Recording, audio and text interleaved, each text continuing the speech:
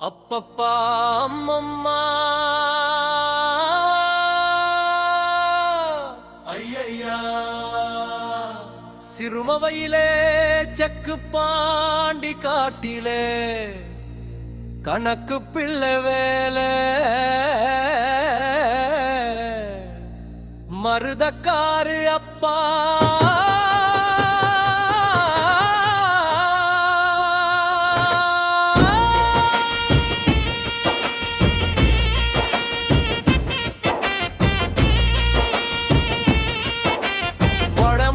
பனி அடிக்குதுன்னு கேட்டு போட போனாரு மருதக்காரு அப்பா.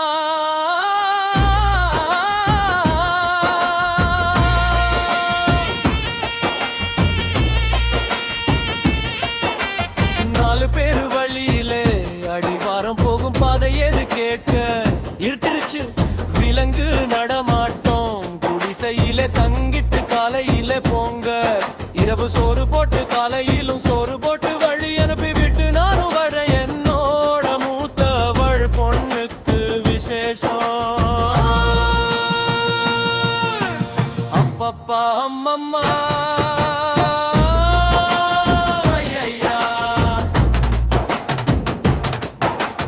மருதக்காரு அப்பா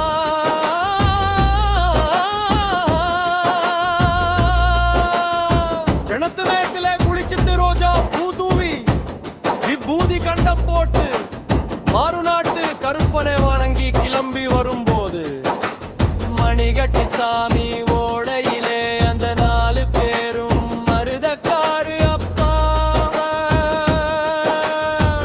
மக்கட்டி புடியா பிடிச்சு கையிரண்டையும் கட்டி பணத்தை படிச்சுட்டு ஒருத்தன் கத்தியை எடுத்து அடிக்க போக ஒருத்தன் தடுத்து நமக்கு சோறு போட்டீர ராத்திரி அடைக்கலம் கொடுத்த சாமிடா அப்படியே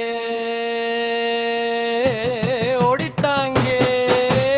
அப்பப்பா அம்மம்மா ஐயா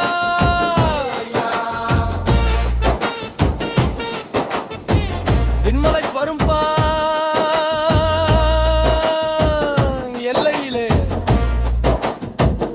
மணிகட்டி சாமி ஓடையிலே சென்னாய் நரி பாம்பு எருமை பண்ணி இதுக வந்தா எப்படி தப்பிச்சு ஓடுவே கையை கட்டிட்டாங்க களவாணிகன்னு தெரியாம போச்சு மாறுநாட்டு கருப்பா.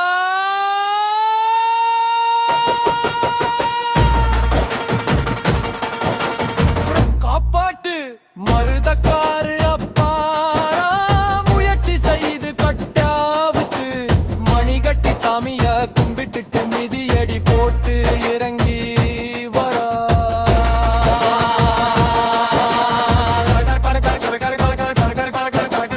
மந்தி ஓட வரும்போது அந்த நாலு பயலுகளும் மருதக்காரு அப்பா காலில் விழுந்து வணங்கி பிடுங்கிய பணத்தை திருப்பி கொடுக்க. அப்பப்பா அம்மம்மா ஐயா களவாணிக திருந்த காரணம் என்னவோ அப்பப்பா அம்மம்மா ஐயா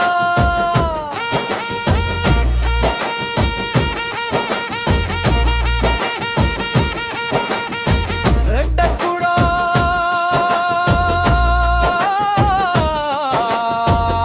துப்பாக்கியுடன் மருதக்காரு அப்பா போல ஒருத்தர் மந்தி ஓடையிலே கண்டருக்கே களவாணிக பயந்து தாங்கே போய் பார்க்க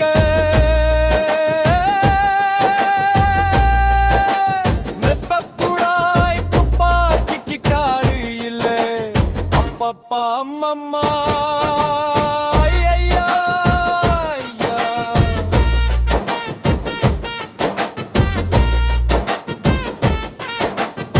அடிவாரம் கடந்து கொடைரோடு வந்து கேஎம்பி ஓட்டலிலே புரோட்டா வாங்கி கொடுத்து அந்த நாளையும் அனுப்பிவிட்டு பஸ்ஸேரி மதுரை போய்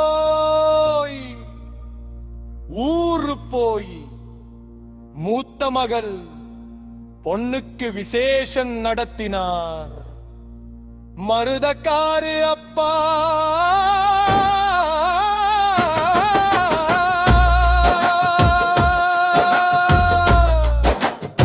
வைகையிலே வெட்டி மிந்து வர கருப்பா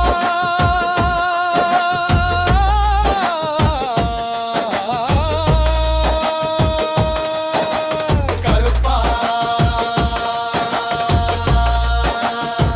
விளத்தூர் மடை உடைச்சு கருப்பா